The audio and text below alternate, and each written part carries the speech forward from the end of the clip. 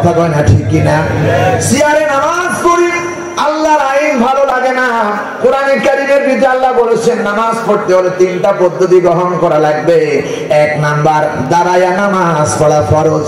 যদি কেউ দাঁড়ায়া নামাজ পড়তে না পারে সে বসে নামাজ পড়বে, আর যদি সে বসে নামাজ পড়তে না পারে তাহলে বিছানার মধ্যে শুয়ে নামাজ আদায় করবে। এই বিধান কার? আল্লাহ রাব্বুল আলামিন বলেন আল্লাহ তাআলা বলতেছেন দাঁড়ায়া, বসে না হলে শুয়ে থেকে নামাজ পড়ো। কিন্তু আমরা মাজায় যদি ব্যথা হয়, এরপরে ঠ্যাঙ্গে যদি ব্যথা হয়, আমরা আর আল্লাহর কথা মানি না। যখন ডাক্তারের কাছে যাই, ডাক্তার বলে বসে নামাজ পড়তে পারবা না, দাঁড়ায় নামাজ পড়তে পারবা না, চেয়ারে নামাজ পড়বা। চেয়ারে নামাজ পড়লে নামাজ হয় না, হয় না, হয় না। চেয়ারের বিধান কেবলমাত্র দুনিয়ার কেউ দিল না, ডাক্তাররা দিল, কেবলমাত্র আল্লাহ দিল নিজে। দাঁড়ায় নামাজ পড়ো। আমার ভাইরা, নামাজের আরকান আহকাম 13 ফরজ। কয় ফরজ? শরীর পাক, কাপড় পাক, নামাজের জায়গা পাক, সতর ঢাকা, কিবলামুখী হওয়া, ওয়াক্ত মতো নামাজ পড়া, নামাজের নিয়াত করা, এরপরে দাঁড়ায় নামাজ পড়া, রুকু করা, সিজদা করা, কিরাত করা। এই যে দাঁড়ায় নামাজ পড়া, কোন মানুষ যদি দাঁড়াতে না পারলো, বসতে না পারলো, আমার দিকে লক্ষ্য করেন, মাসালার কিতাবের ভিতরে এসেছে কোন বান্দা যদি বসতে না পারে, শুধু দাঁড়ায় থাকতে পারে, কিন্তু শুয়ে থেকে তার কষ্ট হয়, দাঁড়ায় থেকে সে রুকু করবে, দাঁড়ায় থেকে সিজদা করবে, দাঁড়ায় থেকে কিরাত করবে, দাঁড়ায় থেকেই নামাজ আদায় সম্পূর্ণ করবে। চেয়ারে বসে নামাজ হয় না। আমার ভাইরা, কেন নামাজ হয় না একটু লক্ষ্য করেন। নামাজ, চেয়ারে নামাজ পড়লে তিনটা জিনিস সবচেয়ে মারাত্মক ভুল। এক নাম্বার, রাসূলুল্লাহ বলেছেন তোমরা যখন নামাজে দাঁড়ায় যাবে সারিবদ্ধ ভাবে দাঁড়ায় যাবে, কাতার সোজা করে নাও। কথা কয় না? কাতার সোজা করো। কাতার সোজা করা ওয়াজিব, কাতার সোজা করা ওয়াজিব। প্রিয় ভাই সব, যারা চেয়ারে নামাজ পড়ে অর্ধেক নামাজ পড়ে দাঁড়ায়া আর অর্ধেক নামাজ পড়ে বসে, দেখবেন চেয়ারটা যখন লাইনে দাঁড়াইছে, সব মুসল্লিরা দাঁড়াইছে একদিকে, আর চেয়ারওয়ালা দেখতেছে সামনে এক হাত আগে দাঁড়ায় আছে। কথা কয় না ঠিক কিনা? কাতার কি সোজা হয়েছে নাকি? কাতার সোজা হয় না। এক নম্বরে ভুল। দুই নম্বরে, ইমাম সাহেব আল্লাহু আকবার বলে দাঁড়ায় গেছেন, দাঁড়ায় তাকবীরে তাহরিমা বাজছেন, উনিও দাঁড়ায় গেছেন।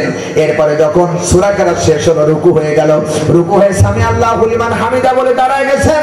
এরপর ইমাম সাহেব সিজদায় যাবে, মুসল্লি চিন্তা করতেছেন পিছনে চেয়ার আছে কিনা, একটু বাম হাত কেন পিছনে আগে দেয়, পিছনে আগে দিয়ে চেয়ারের হাত দিয়ে এরপর চেয়ারের উপর বসে।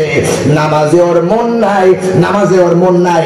আল্লাহ ফতোয়া দিচ্ছেন, আল্লাহ তাআলা ফতোয়া দিচ্ছেন কোরআনে কারীমের। আল্লাহ বলেন কোরআনে কারীমের মধ্যে, ওয়াল্লাযীনা হুম আলা সালাওয়াতিহিম ইউহাফিজুন, নামাজ পড়ে যত্ন সহকারে নামাজের হেফাজত করে। চিল্লায় গন্ডি কিনা? উনি কি করলেন? এরকম দাঁড়ায় আছেন, দাঁড়ায় থেকে চেয়ারে আগে এরকম করে হাত দেয়, হাত দিয়ে এরপরে গান বসে, এরপরে সিজদায় যায়। চেয়ারে যখন হাত চলে গেছে, ওর নামাজের নিয়াত আর নামাজে নাই, চেয়ারের ভিতরে। কথা কয় না ঠিক কিনা? নামাজ হয় না, হয় না, হয় না। প্রিয় ভাই সব, সুতরাং নামাজ পড়তে হলে নামাজের মতো নামাজ পড়তে হবে। আল্লাহ রাসূল বিশ্বনবী যেদিন ইন্তিকাল করবে না, হারে নবীজি মরে যাবে, দুনিয়ার থেকে বিদায় হয়ে যায়, সব উম্মত বেটা বেটিকে ঠিক বানায় চলে যাবে। মৃত্যুর সময় এত নবীজির কষ্ট হতেছেন, কোন সময় জ্বরে আক্রান্ত হয়েছেন, প্রচন্ড জ্বর, রাসূলুল্লাহ কোন সময় হুশ, কোন সময় বেহুশ। মেয়ের কথা বললেন না, ঘরের ভিতরে অবস্থান করতেছেন। আল্লাহ নবীজি বলতেছেন আয়েশা রে, কোন সময়? আয়েশা বললেন, ইয়া রাসূলুল্লাহ, এখন এশার নামাজের সময়। সাহাবীরা কাতারে কাতারে মসজিদে যেতেন। আল্লাহ নবীজি বলেছেন মসজিদের দরজার পাশে ওই জানালাটা খুলে দাও।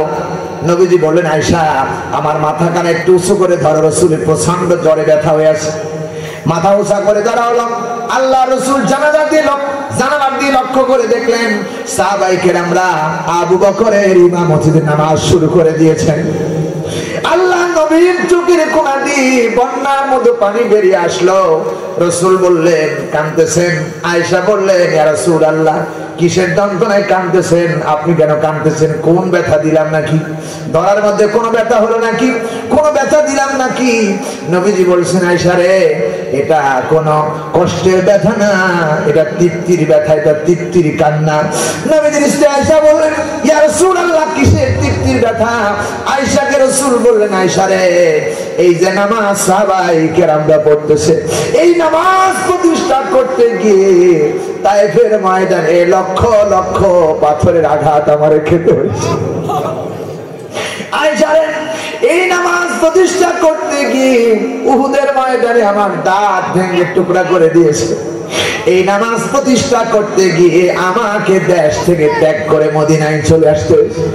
আয়েশা রে, যখন দেখলাম সাহাবায়ে কেরাম আবু বকরের নেতৃত্বে নামাজ শুরু করেছে, চোখের ভিতর থেকে তৃপ্তির কান্না বেরিয়ে আসলো। আমার মনে হচ্ছে সাহাবীরা যে নামাজ পড়তেছে, এই নামাজ কিয়ামত পর্যন্ত আমার উম্মতরা এইভাবে আদায় করবে। নবী মেয়ের কথা বললেন না, ছেলের কথা বললেন না, মৃত্যুর সন্ধ্যায় পাঞ্জা লড়তেছেন আর বলতেছেন, আসসালাত আসসালাত আসসালাত ইজা মা মালাকাত আইমানুকুম আসসালাত। সালাত, নামাজ নামাজ নামাজ। আমার উম্মতেরা নামাজ ছেড়ে দিও না। নামাজ ছেড়ে দেওয়া যাবে?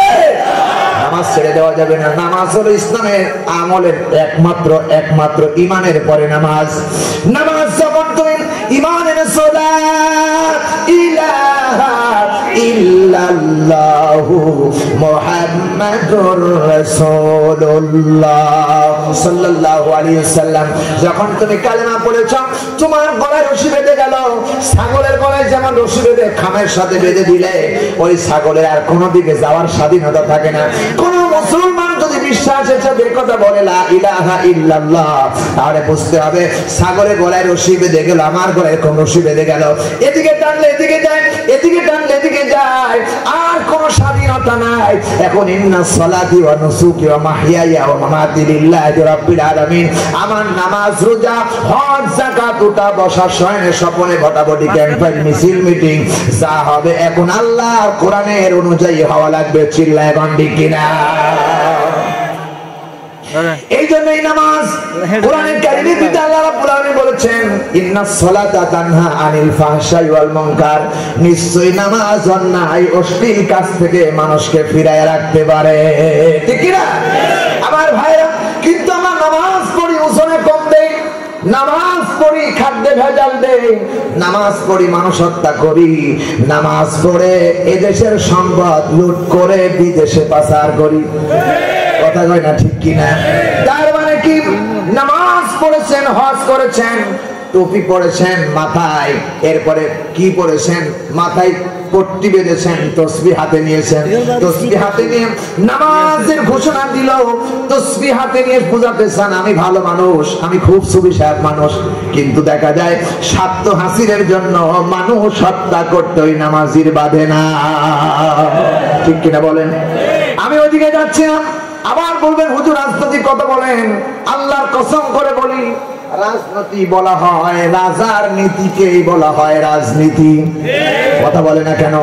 রাজার নীতি হলে কোরআনে কারীম, আল্লাহ রাব্বুল আলামিন কোরআনে কারীমের মধ্যে বলেছেন, ইন্না আনজালনা ইলাইকাল কিতাবা বিল হক লিতাহকুমা বাইনান নাসি বিমা আরাকাল্লাহ ওয়া লা তাকুন লিল খাইনিনা খাসিমা। ও নবী, আপনি শোনায় দেন, ও আমার হাবিব শোনায় দেন, ইন্না আনজালনা ইলাইকাল কিতাবা লিতাহকুমা বাইনান নাস, এই কোরআন শরীফ আমি কেবলমাত্র পাঠিয়েছি, নাজিল করেছি সব কাজের সমাধান দেওয়ার জন্য। চিল্লায় বলেন ঠিক কিনা? মানুষ কিভাবে রাজনীতি করবেন সেটা কোরআনের ভিতরে রয়েছে, মানুষ কিভাবে স্ত্রীর সাথে বসবাস করবে সে কথা কোরআনে রয়েছে, মানুষ চুরি করলে কি হবে এ কথা কোরআনের মধ্যে রয়েছে। আজ বাংলাদেশে হাজার মানুষ জনগণের সম্পদ চুরি করে বিদেশে পাঠালো, কোরআন দিয়ে যদি বিচার হতো আগামীতে আর একটা চোর বাংলাদেশে পাওয়া যাইত না। ঠিক কিনা আমার ভাইরা? আজ এই চট্টগ্রাম তাফসীর মাহফিল থেকে তোমাদেরকে আহ্বান জানাতে চাই, প্রত্যেকে ফেসবুকে দাবি জানাও, প্রত্যেকে ফেসবুকে দাবি জানাও কালা মানিকের এই ছবিটা যেন কলার পাতার উপরে শুয়ে আছে, এই ছবিটা যেন প্রত্যেকটি আদালতের মাথার উপরে রাখা হয়। কথা বলেন ঠিক না ঠিক? কারণ হলো এই বিচারপতি যিনি এভাবে রায় লিখেছেন মাওলানা সাইদির বিরুদ্ধে, এই রায় লেখার কারণে আল্লাহ বরদাস্ত করে নাই, পালাতে ছিল, কলার পাতার উপরে আচ্ছা কায়দায় পিটায়া শোয়া রাখছে। ঠিক কিনা ভাইয়ের আমার? যেভাবে তিনি ধরা পড়ে গেল, এইভাবে যিনি এভাবে পড়ে থাকলেন, কলার পাতার পরে শুয়ে রাখলেন, এর মানে হলো কি বুঝাতে চাই যে ইন্না আনজালনা ইলাইকাল কিতাবা লিতাহকুমা বাইনান নাস বিমা আরাকাল্লাহ, যেভাবে আল্লাহ বলেছেন সেইভাবে বিচার করো। বিমা আরাকাল্লাহ, আল্লাহ যেভাবে বলেছেন সেইভাবে করো।